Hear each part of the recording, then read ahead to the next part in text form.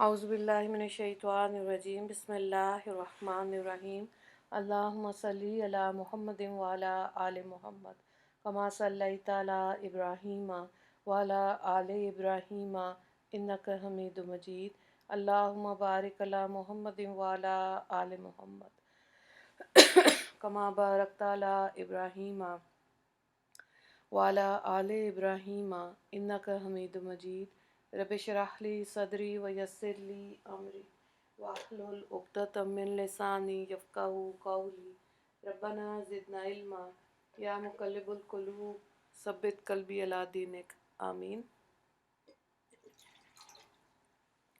सूरह कहफ आज हम शुरू कर रहे हैं। पारा नंबर 15 है और उसका पहला रुकू इंशाअल्लाह आज हम करेंगे।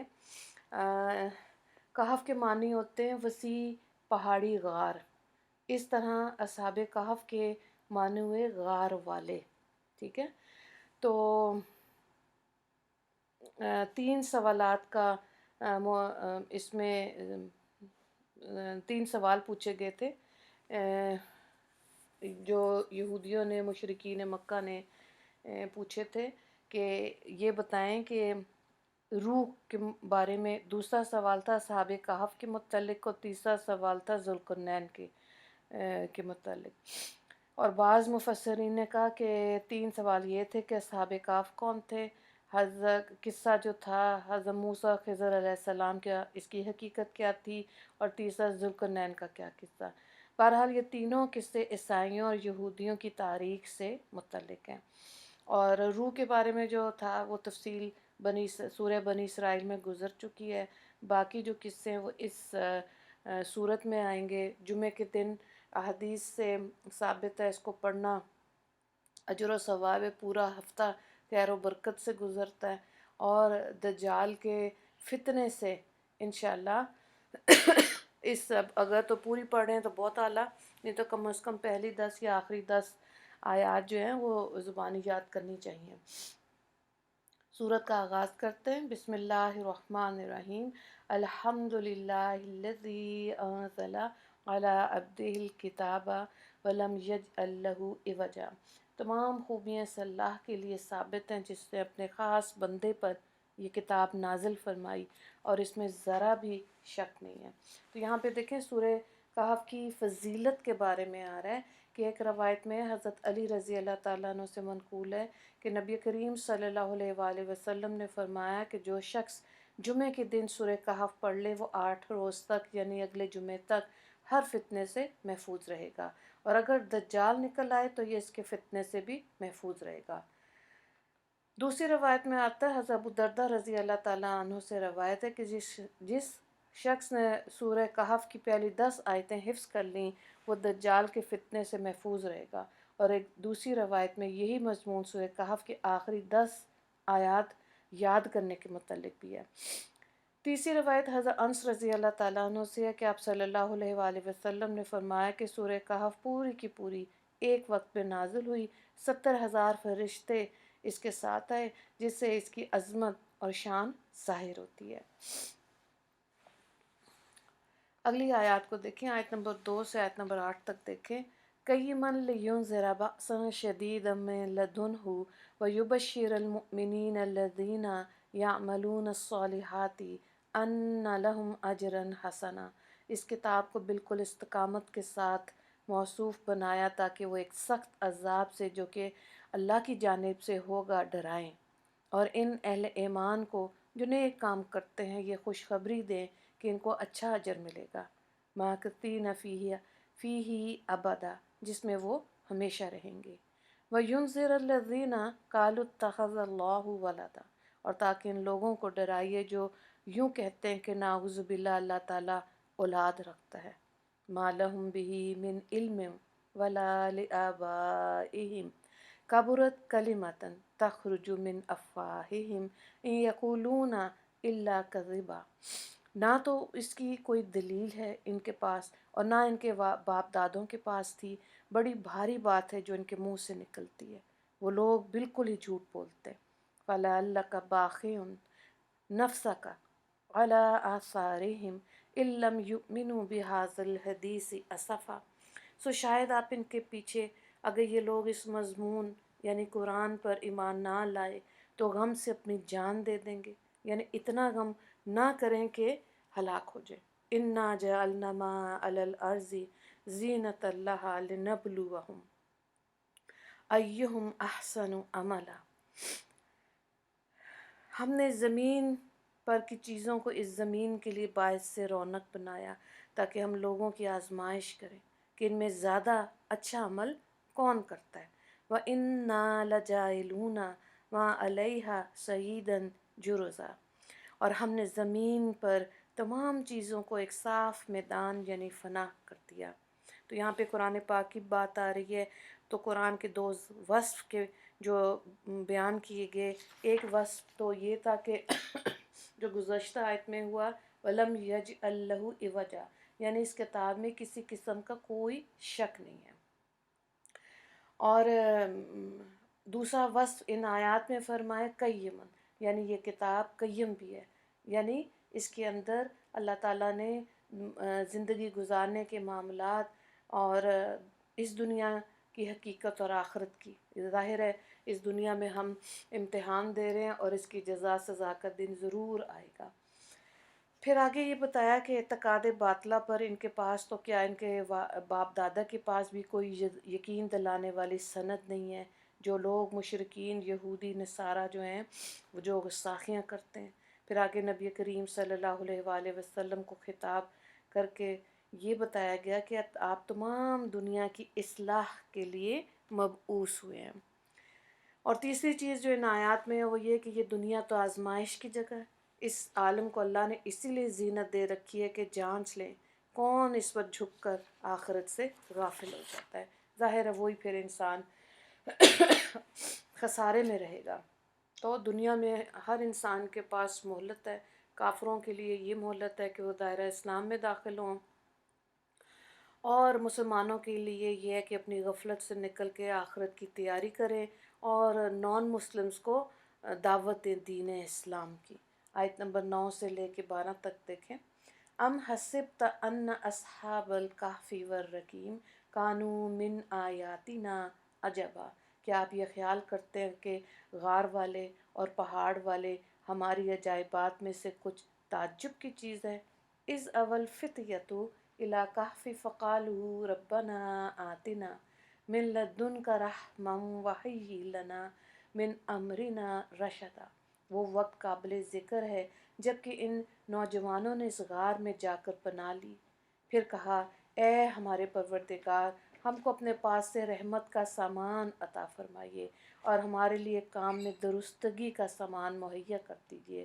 فَضَرَبْنَا عَلَىٰ آذَانِهِمْ فِي الْكَهْفِ سِنِينَ عَدَدًا، سو ہم نے اس غار میں ان کے کانوں پر سال ہا سال تک نیند کا پردہ ڈال دیا۔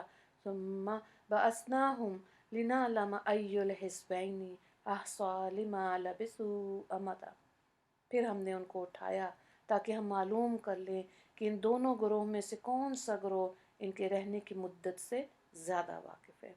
تو یہاں مفسرین کے نزدیک اصحاب کہف اور اصحاب رقیم ایک ہی جماعت کے دو لقب ہیں اور ان کو ایک ہی قرار دیا گیا۔ یہ لوگ کون اور کس زمانے کے تھے، اس کے بارے میں وثوق کے ساتھ قرآن پاک یا احادیث صحیحہ میں تفصیل موجود نہیں ہے۔ قرآن پاک کو بحث اور یعنی کہ قرآن پاک سے اور حدیث سے یہ پتہ چلتا ہے کہ اخلاقی اسباق و نتائج سے کہ وہ تاریخی اور جغرافیائی تفصیلات کو اکثر نظر انداز کر دیتا ہے۔ بہرحال مفسرین قدیم اور جدید کی اکثریت نے اسے مسیحی دور کی حقائق قرار دیا۔ رومی شہنشاہ جو بادشاہ تھا دقیانوس، جس کا سن وفات 251 ہجری تھا، مورخین نے بیان کیا 251 عیسوی کیلنڈر سے، ٹھیک ہے، مورخین نے بیان کیا کہ اپنے مذہب بت پرستی میں بڑا یہ سخت تھا۔ اچھا، اس کے زمانے میں نوجوانوں کے دلوں میں جن کے تعلق عمائد سلطنت اور شاہی خاندان سے تھا، ان کے دل میں خیال آیا کہ ایک مخلوق کی خاطر خالق کو ناراض کرنا ٹھیک نہیں، ان کے دل خشیت الہی اور نور سے بھرے ہوئے تھے۔ بادشاہ کے روبرو جا کر بھی انہوں نے ایمانی جرت اور استقلال کا مظاہرہ کر کے دیکھنے والوں کو حیران کر دیا۔ بادشاہ کو کچھ ان کی نوجوانی کا خیال آیا، کچھ اور دوسرے مصالح یعنی کہ اور حکمت کے تحت اس نے کہا کہ انہیں فوراً قتل نہ کیا جائے، چند روز کی مہلت دے دی جائے۔ تو اپنے معاملے میں تاکہ یہ غور کریں، نظر ثانی کر لیں، انہوں نے آپس میں مشورہ کر کے یہ طے کیا نوجوانوں نے کہ ایسے فتنے کے وقت میں جب کہ جبر و تشدد ہوگا اور ہمارے قدم ہی نہ کہیں ڈگمگا جائیں، تو اس سے بہتر ہے کہ شہر کے قریب کسی پہاڑ میں روپوش ہو جائیں اور واپسی کے لیے مناسب موقع کا انتظار کریں۔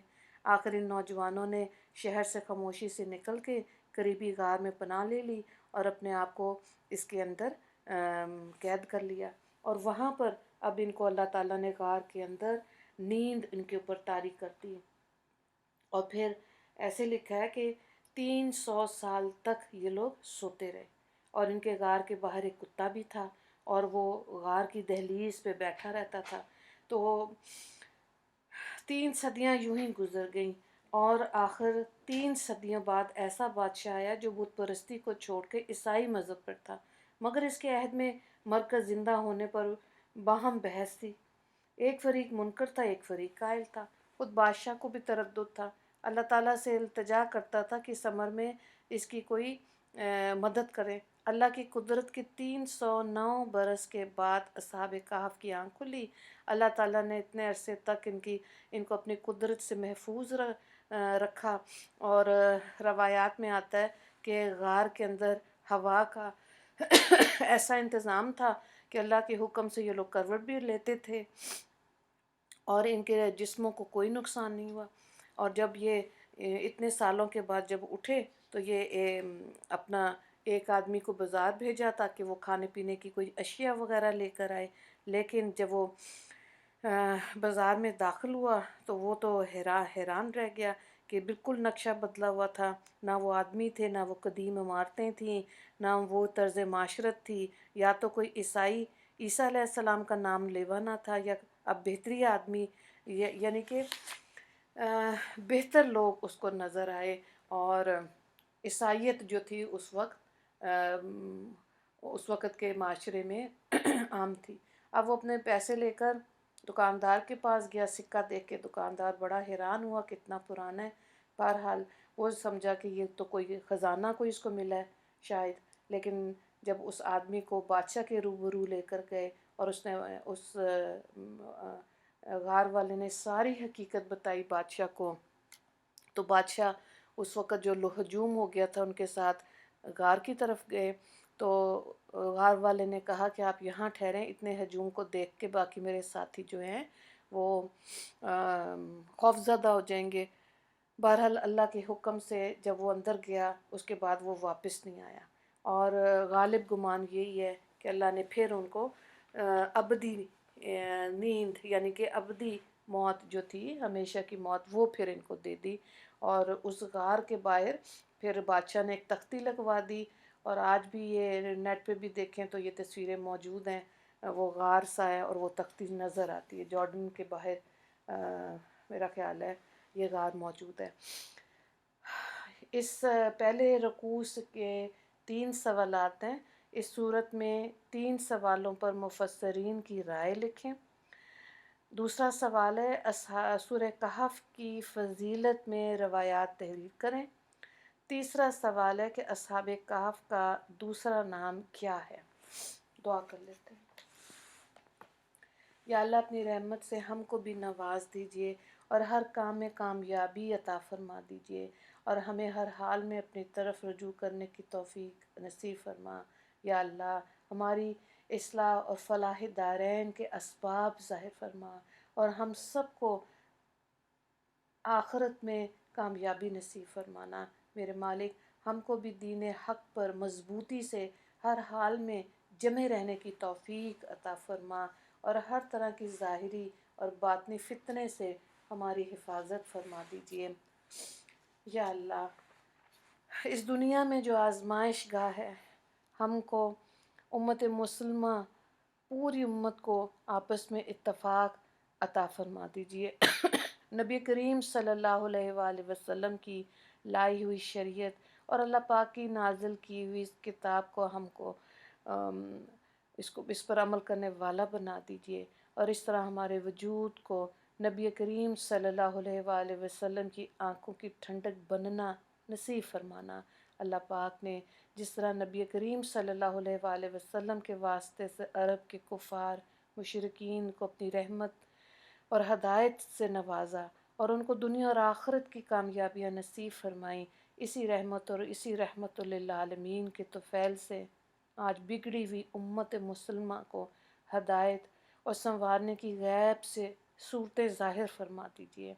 और जिस तरह नबी पाक सल्लल्लाहु अलैहि वसल्लम की अदावत पर कायम रहने वाले कुफ़ार मुशरिकीन को सरज़मीन अरब से नीस्त व नाबूद फरमाया, इसी तरह आज मुखालफीन इस्लाम की हलाकत की भी गैब से सूरतें ज़ाहिर फरमा दीजिए। इस्लाम को गलबा नसीब फरमा, दुश्मनान दीन को मेरे मालिक मगलूब फरमा दीजिए।